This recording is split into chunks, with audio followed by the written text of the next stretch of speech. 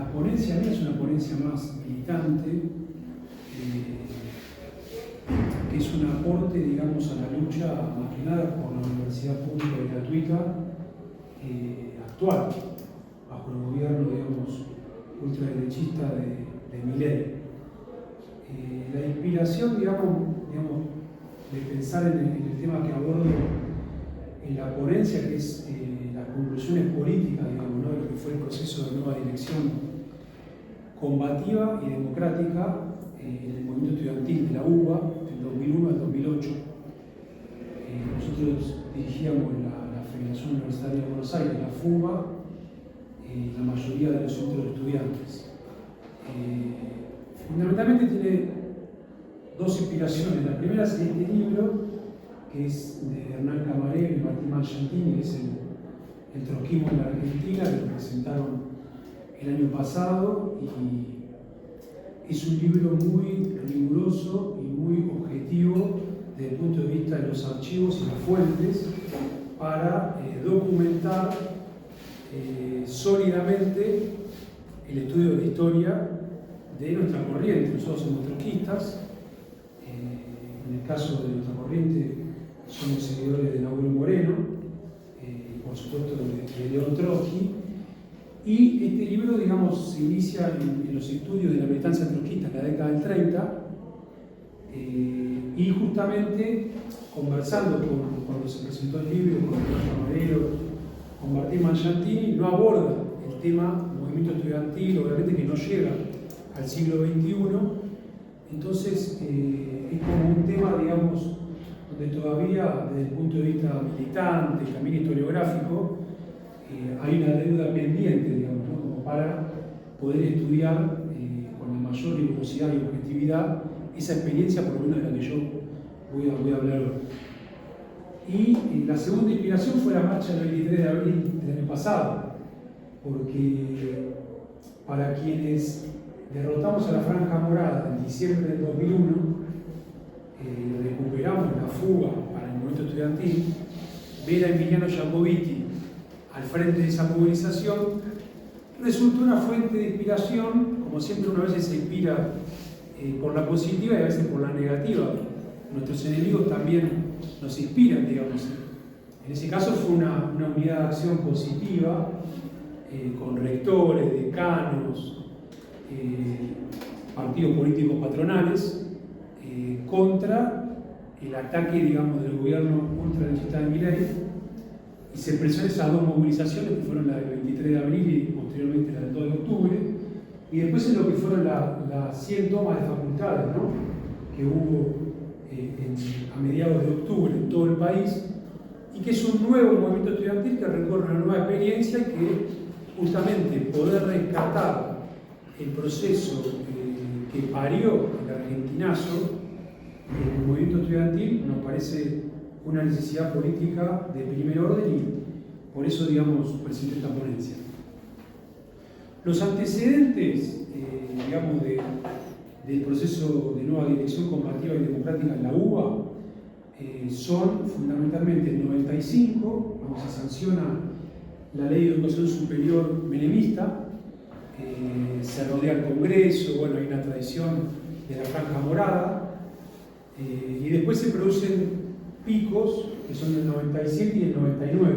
Bueno, ahí la primera imagen, digamos, es mayo del 99, es una reunión estudiantil donde todavía la Franja Morada dirige el movimiento estudiantil bajo el gobierno de Menem, pero empiezan a surgir ya en el 97 y se consolida en el 99 lo que es la interfacultades y la interestudiantil, que son fenómenos de vanguardia desde el punto de vista de la democracia estudiantil. En ese momento, nosotros, yo era estudiante secundario, conducíamos el CELFA, que era el Centro de Estudiantes del Liceo 1, habíamos derrotado a Quebracho, que era una fuerza política en los 90 muy importante, pero que conducía al Centro de Estudiantes cuando nosotros estábamos en primer año, teníamos año 95, teníamos 13 años, muy burocráticamente, siendo obviamente opositora a Menem, y bueno, rompían bancos, tiraban molotov, pero no ejercían la democracia estudiantil. Por eso, fíjense las dos palabras que utilizamos, ¿no? Nueva dirección combativa y democrática. Son dos elementos, digamos, que recorren toda la realidad de lo que es la caída de la Franja Morada y la caída y el surgimiento de una nueva dirección. En ese momento construimos un cuerpo de delegados con un delegado, una delegada por curso, eran cuatro cursos, digamos, por año, ¿no? 4 cursos de primer año, segundo y tercero, 3 cursos de cuarto y quinto año, turno mañana, tarde y noche, un delegado por curso, 50 delegados, se reúnen semanalmente, todos los lunes al mediodía, constituyen un mandato del colegio, discutido en cada curso, cada delegado lleva el debate de cada curso a un cuerpo de delegados y la escuela toma una decisión, digamos, ¿no? Es una democracia estudiantil elemental en un colegio secundario. Bueno, nos movilizamos en el caso de los estudiantes secundarios contra la ley federal menemista que implementó en la provincia de Buenos Aires Dualde, que era gobernador en ese entonces.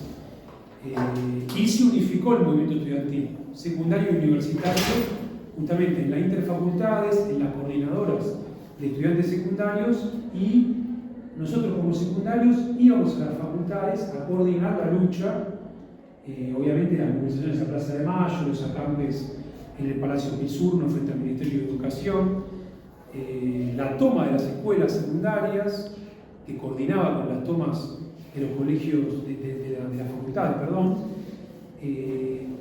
Y en ese momento fueron fuente de inspiración también 2 cátedras libres extracurriculares muy importantes que había en las facultades sociales. La cátedra libre de Che Guevara, que la impulsaba el MATE, Rubén Dri era el coordinador, y la cátedra libre Karl Marx, que la coordinaba Cristian Castillo, actual diputado nuestro por el Frente de Izquierda, candidato. Bueno, nosotros años después lanzamos lo que fue la cátedra libre León Trotsky en la Universidad de Buenos Aires, digamos, para justamente estudiar e impulsar la difusión del marxismo dentro de las universidades, también como una herramienta para la acción en defensa de la universidad pública. Esos años terminan con la caída del menemismo, recién se mencionaba la llegada al poder de la Alianza, y la lucha popular desemboca, obviamente no me voy a detener en muchos de los hechos, ahí por ahí, paso de acá. Ahí, digamos, cuando es el argentinazo, el 19 y 20 de diciembre, se produce lo que se mencionó recién, ¿no? La caída de López Murphy en marzo, que fue un hecho, la Franja todavía dirigía la fuga metió 100.000 estudiantes en Plaza de Mayo para echar a López Murphy, asume Cavallo, nuestro compañero que era presidente del Centro de Estudiantes de Filosofía y Letras, levantó, digamos, heridos y fue testigo en los asesinatos, digamos, ¿no? El 19 y 20 de diciembre, Francisco Joffre, Pancho, era presidente del CEFIL. Y en esa jornada que volteamos a 5 presidentes, en lo que para nosotros fue una revolución, o sea, el argentinazo fue una revolución, desde el punto de vista del trotskismo morenista, la Franja Morada fue obligada a convocar el Congreso de la Fuga. Y en un acuerdo que encabezó nuestra corriente morenista con la agrupación TNT del actual gobernador de la provincia de Buenos Aires, Axel Kicillof, derrotamos a la Franja Morada después de 18 años y ganamos la federación, que representaba 250.000 estudiantes de las 13 facultades de la UBA, las 9 sedes del CBC, y ya se había producido digamos, la recuperación del CEFIL y de otros centros de estudiantes que justamente coordinaron para recuperar la federación. Cuando ganamos la federación, en esto de combativo y democrático, 2 elementos que se entrecruzan. La combatividad ya en el movimiento estudiantil la tenía, pero hacía falta democratizar la federación, porque obviamente la Franja Morada era una corriente muy corrupta.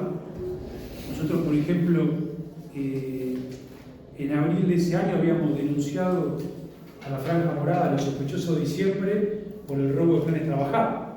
O sea, los dirigentes estudiantiles de la Franja Morada se robaban planes sociales que tenían que cobrar los desocupados. Fue parte, digamos, de la intervención del movimiento estudiantil y el afluente que confluyeron con otros sectores, ¿no? como sectores de trabajadores, desocupados, sectores medios, populares, en la caída de la Rúa, digamos, ¿no? El movimiento estudiantil también participó. Y ese fue, digamos, el origen, digamos, de la caída de la Franja en la fuga. La primera tarea nuestra, en la discusión que tuvimos con Kicillof y con TNT, al frente, digamos, de la cuestión de la fuga, era democratizar la federación, ¿no? Primero asume Iván Hey, que falleció en Uruguay, que era, digamos, el referente de TNT que puso Kicillof, y después asume nuestro compañero Agustín Vanega, e impulsamos lo que fue el primer congreso abierto de la fuga, que fue en el mes de septiembre del 2002, que es un hito para nosotros, que por supuesto lo reivindicamos, porque fue un intento de democratizar la federación, abriendo comisiones para confluir con las asambleas barriales, el movimiento piquetero combativo, los sindicatos combativos. Ya el Pollo Sobrero, digamos, ya había recuperado la seccional oeste de la Unión Ferroviaria. Había habido un conflicto en febrero del 2002 por 200 despidos que todas las asambleas barriales habían cortado de 11 a Moreno el ferrocarril en el desarrollo de un paro. Por supuesto, a nivel estudiantil nos habíamos solidarizado. Ese congreso también retoma muchas de las luchas estudiantiles del momento. Habíamos impulsado lo que fue la elección directa en sociología, habíamos echado a las autoridades en la carrera de sociología y, mediante la modalidad de una persona un voto, elegimos a Cristian Castillo como director y avanzamos en toda una reforma de los planes de estudios, echamos obviamente a las autoridades, rediscutimos las cátedras, los contenidos de las materias, y el movimiento estudiantil protagonizó esa transformación de la universidad. Posteriormente tomamos el rectorado de la UBA por 44 días, también siempre con asambleas. En ese momento el centro de estudiantes con corrientes de la izquierda más burocráticas, el Partido Comunista, Venceremos, el PCR, el MATE, que posteriormente fueron muchas de ellas kirchneristas, no respetaban los mandatos de asamblea. Por eso el movimiento estudiantil, en el caso de sociales, fuimos contra el propio centro de estudiantes que habíamos recuperado contra la franja, pero tenía características burocráticas. Es decir, no se subordinaban los dirigentes estudiantiles al mandato de las asambleas. Entonces, bueno, justamente con el Congreso Abierto de la Fuga que mencioné, toda esa experiencia de democratizar la federación, los centros, tenía que ver con impulsar la democracia estudiantil de base. Las asambleas, los cuerpos delegados, por supuesto las clases públicas y toda la deliberación. Bueno, en el año 2003 logramos, digamos, hacer una foto del día que recuperamos el Centro de Sociales. En mi caso, digamos, fui electo presidente del Centro de Sociales. Y como decimos, digamos, ¿no? Queríamos poner la universidad al servicio de los trabajadores. Siempre impulsando la unidad de la izquierda. Este es un hecho muy importante porque la fuga, cuando definimos este acuerdo, digamos, entre el trotskismo morenista y la corriente de Axel Kicillof, se llamó Frente 20 de diciembre, justamente porque lo llevamos adelante en pleno argentinazo. Para que ustedes se den una idea, el día que cae la franja en la fuga fue el día que cayó Rodríguez Sá. O sea, estábamos en pleno, digamos, desarrollo de la movilización popular y de lo que fue el argentinazo. Bueno, con el Centro de Sociales, como parte de esa lucha, conquistamos lo que hoy, en el barrio de Constitución, es el edificio de la Facultad de Sociales. Era la vieja fábrica de Terrabusi, lo definimos en ese entonces, año 2004, están las actas, recién subía Néstor Kirchner como presidente, como un triunfo histórico.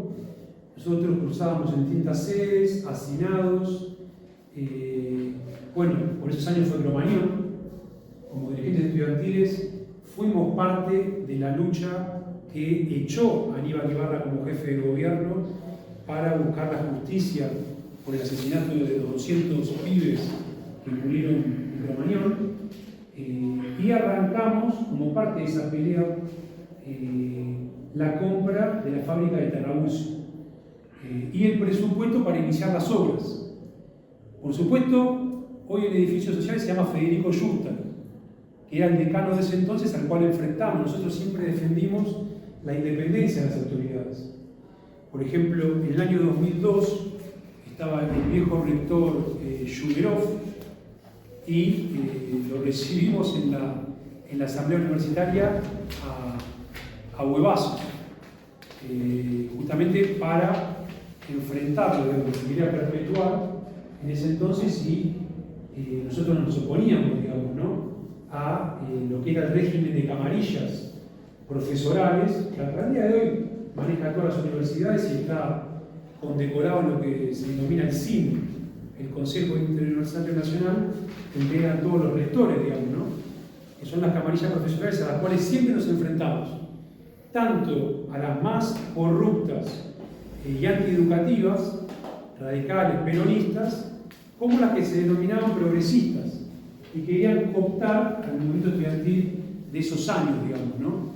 Nosotros, en el caso, por ejemplo, de Federico Justa, de Sociales, siempre fuimos independientes, esas autoridades, porque buscábamos ligar la lucha, digamos, del movimiento estudiantil a la clase obrera y los sectores populares. La primera tarea que tuvimos que llevar adelante cuando asumimos la presidencia de Sociales fue defender a los compañeros que fueron llevados a juicio por lo que se denominó la quema de las urnas. Tenemos una canción muy famosa que era quemaba urnas, ahora las pone y gana todas las elecciones, digamos, ¿no?, porque nuestros compañeros fueron llevados a juicio y los querían llevar presos, digamos, ¿no? Entonces, la abogada de ese entonces fue Miriam Bregman, y con una gran movilización, una campa en tribunales, logramos la absolución de Martín Ogando, que hoy en día es referente, digamos, de los sectores que confluyeron en Patria Grande, y de Sergio Salgado, que en ese entonces era dirigente del Partido Obrero. En ese entonces Martín Ogando era del PTS, digamos, y bueno, en ese entonces logramos la absolución de los compañeros en el juicio. Por supuesto, después tuvimos que enfrentar al gobierno de Néstor Kirchner, que intentaba cooptar al movimiento estudiantil. De hecho, se produjo la ruptura con el espacio independiente, encabezada por Kicillof, que después fundaron la Cámpora, Mariano Recalde y otros dirigentes y agrupaciones como, bueno, el TNT, NBI de Derecho, el SLM de SACTA, PDI de Psicología, la Mariátegui de Filo, el MATE de Sociales, y nosotros siempre mantuvimos la independencia y fuimos oposición política por izquierda a todo el surgimiento del kirchnerismo. Buscando justamente los archivos de ese entonces, veía el testimonio de la compañera Adriana Calvo cuando se produjo el choque en Plaza de Mayo por la cooptación de los organismos históricos de derechos humanos y que llevó adelante el kirchnerismo. Bueno, con el movimiento estudiantil no pudo Néstor Kirchner, digamos. Mantuvimos la independencia todos esos años, derrotamos a las corrientes peronistas y kirchneristas dentro de la UBA, a la Cámpora, que se fundó después con muchas de estas agrupaciones que primero se denominaron como independientes. Le llevó muchos años poder hacer pie en la Universidad de Buenos Aires. Y qué conclusiones, digamos, ¿no? Sacamos esos años de lucha.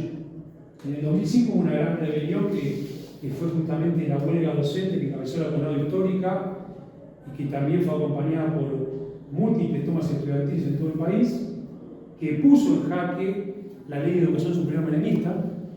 Esa lucha se inició en el Comahue a fines del 2004 y después hicimos un encuentro con miles de estudiantes en la Facultad de Derecho. Hay una toma que es la toma de la Universidad de México, la UNAM, la universidad más importante de México, estuvo tomada 1 año y medio, en el 2000. Y nosotros, en el movimiento estudiantil secundario y universitario de esos años, siempre nos inspiramos el movimiento estudiantil mexicano, que por supuesto tiene el legado, digamos, de Tlatelolco. Es un movimiento estudiantil muy combativo que había fundado el Consejo General de Huelga, y después de un año y medio de ocupación de la UNAM, bueno, había entrado una represión brutal, habían caído todos detenidos, habían participado dirigentes estudiantiles en Argentina, habían viajado a solidarizarse, y todo el método de las tomas del movimiento estudiantil argentino recuperaba esa tradición, porque teníamos siempre una tradición internacionalista. Por ejemplo, apoyamos la intifada palestina, la segunda intifada palestina, la primera fue en el 87, la segunda fue en el 2002. Viajamos a Bolivia a apoyar lo que era el recorte anterior, a apoyar lo que fue la caída de Mesa, antes de que gobierne Evo Morales, digamos, todo lo que fueron las rebeliones populares en Bolivia. También viajamos a Venezuela a tomar contacto con el movimiento obrero, que fue parte de la derrota del golpe militar contra Chávez en el 2012, y que mantuvo también la autonomía del gobierno chavista. Todo como parte, digamos, del fenómeno de nueva dirección de la FUBA y los centros de estudiantes de la UBA. Para finalizar, conclusiones. La experiencia del FIT, del Frente de Izquierda, que fundamos en el 2011, yo soy candidato a concejal ahora en Avellaneda, tiene origen en el Frente 20 de Diciembre, pero fundamentalmente lo que fue el Movimiento Octubre en las facultades sociales, que fue la primera vez que hicieron un acuerdo político los tres partidos que fundamos el Frente de Izquierda en el 2011. Me refiero a Izquierda Socialista, partido, digamos, del cual actualmente integro su dirección nacional desde hace más de 20 años, el PTS y el Partido Obrero. La primera vez que esos tres partidos hicimos un acuerdo político fue en el Movimiento Octubre. ¿Por qué digo movimiento? Porque tenía la característica de que confluían las organizaciones políticas de izquierda del trotskismo, también participaba el viejo Toco y otras corrientes estudiantiles, con el activismo independiente. Era una fusión. Es decir, no era simplemente un frente político, sino que el activismo independiente, a través de plenarios y asambleas, conducía al centro de estudiantes. Y ese movimiento,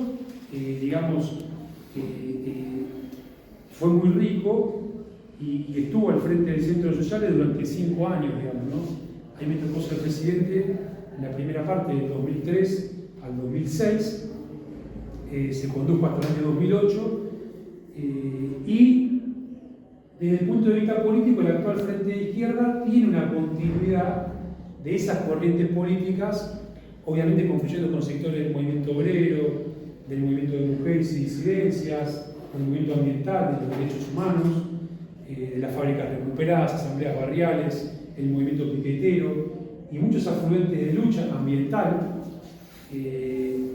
que hoy tenemos un protagonismo destacado en la política nacional, y por supuesto somos opositores, no solamente al gobierno de Milei de ultraderecha, sino también al peronismo, que hoy integra Fuerza Patria y encabeza Kicillof en la provincia de Buenos Aires. Entonces, para resumir, unidad de la izquierda y el activismo independiente, independencia política de clase, siempre luchando por una universidad al servicio de los trabajadores, junto con la clase obrera y los sectores populares, la más amplia democracia estudiantil, apelando a la movilización permanente y un programa político de fondo.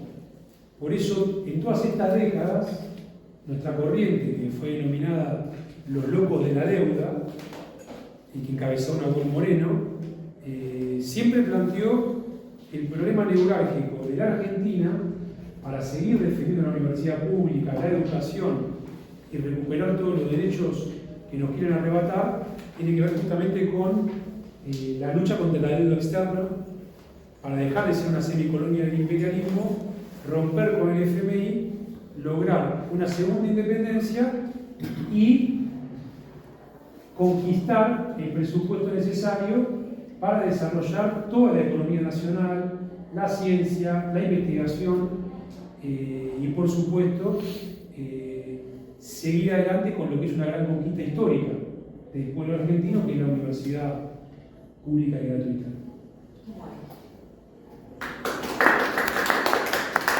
primero el tema del archivo. Nosotros, digamos, yo mencioné que somos seguidores de Trotsky y de Nahuel Moreno. Es una tarea militante tener un archivo. Yo tengo un archivo de 30 años de militancia. O sea, el primer boletín que sacamos como cuerpo delegado del Liceo 1 a los 14 años hasta el último, digamos. O sea, y siempre reivindicamos, como seguidores de Lenin, el periódico partidario, que por supuesto a nivel académico es muy vilipendiado, y nosotros como militantes lo rescatamos a fondo porque lo que se mencionaba de que la prensa burguesa muchas veces no refleja los procesos de la lucha de clases más destacados, están mucho mejor destacados con fotografías, con informes de los protagonistas, con debates políticos que recorren a cada proceso, por los periódicos de las organizaciones políticas revolucionarias de cada momento. Por eso, digamos, la inspiración del libro del trotskismo en la Argentina, con Martín Camarero, es muy rigurosa y es una escuela en ese sentido. Nosotros tenemos dos compañeros en nuestra corriente internacional que fueron dirigentes estudiantiles de la formación de la UNAM del 99-2000, que son Francisco Retama y Leda Victorio. Yo soy amigo de ellos y compañero de militancia. Y bueno, los conocimos en ese entonces. Ellos integran lo que ahora es la Unidad Internacional de Trabajadores y Trabajadoras Cuarta Internacional en México, esta sección mexicana, y por supuesto, digamos, tenemos todo un balance político de, digamos, esa experiencia del movimiento estudiantil mexicano. Por supuesto, cuando cayeron detenidos los compañeros argentinos que estaban en la ocupación, cuando entró la represión, digamos, hubo movilizaciones a la embajada mexicana, de las cuales participamos en el año 2000, por su libertad, y lo recibimos en el aeropuerto. Bueno, fue todo un hecho de impacto. El Congreso Abierto de septiembre del 2002, yo lo mencioné, que se votó el programa de la fuga, fue histórico, porque la lucha por la democracia estudiantil en la izquierda es una lucha permanente. Es decir, las tendencias a la burocratización de los fenómenos, de los procesos, es una tendencia objetiva, ¿no? Veamos lo que pasó con la Unión Soviética después de la muerte de Lenin y el ascenso de Stalin al poder, como paradigma, digamos, ¿no?, de lo que es la burocratización de un proceso revolucionario. Por eso nosotros hicimos el Congreso Abierto, el primer Congreso Abierto de la fuga, en septiembre del 2002, con procesos asamblearios previos por facultad, por sede del CBC, con comisiones donde participaron sectores que no eran de la universidad y que veían a la universidad como algo ajeno. Les abrimos las puertas a las asambleas populares, al sindicalismo combativo, a las fábricas recuperadas, al movimiento piquetero, y con ello queríamos construir el programa de la fuga que se aprobó en ese congreso, digamos, que efectivamente es un programa revolucionario que reivindicamos hasta el día de hoy, que sería muy bueno estudiarlo, y que por supuesto nosotros publicamos en nuestro periódico, en la contratapa de nuestro periódico de la época, digamos, ¿no? El primer Congreso Abierto se pone en pie la fuga de los que luchan. Acá están las principales resoluciones, el plan de acción en la universidad, en el país, a nivel internacional. Bueno, obviamente que repudiamos a Bush en Mar del Plata cuando vino a imponer el ALCA, nos opusimos a la invasión a Irak. En el 2003 nos entrevistamos con el embajador de Irak en Brasil para viajar a Irak. En ese entonces, lo que pasa es que Saddam Hussein entregó Bagdad y no presentó resistencia. Y fuimos parte de la coordinación latinoamericana, digamos, ¿no?, que siempre, históricamente, estuvo en manos de Moscú. O sea, siempre los partidos comunistas de todo el mundo, con muchos recursos económicos, monopolizaron la coordinación de las juventudes. Y la experiencia de la fuga, conducida por el trotskismo, permitió que una camada, digamos, de dirigentes estudiantiles trotskistas, intervengamos en la arena mundial, digamos, ¿no?, de los encuentros internacionales en el Foro Social Mundial de Porto Alegre, del 2002, 2003, 2005, también en el medio hubo uno en Caracas. Después viajamos a lo que se llaman, digamos, los congresos mundiales de las Juventudes por la Paz, que se iniciaron en el año 1945, en todo lo que fue la post-Segunda Guerra Mundial, y que justamente convocaban el Partido Comunista de todo el mundo, y fuimos a polemizar en Caracas.